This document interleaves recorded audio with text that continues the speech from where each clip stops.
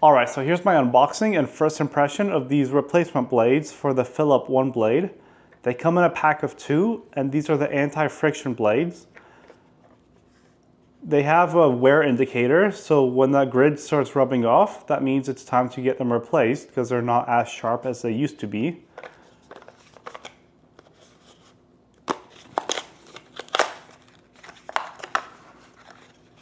So they're packaged really securely. Essentially, there's a box inside the box. This one here is just a storage box. And then there's your 2 replacement blades.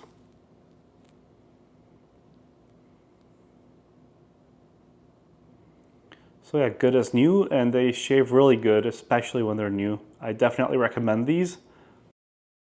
Thanks for watching. All the links and details are in the description below, and if you want more videos like this, please consider subscribing.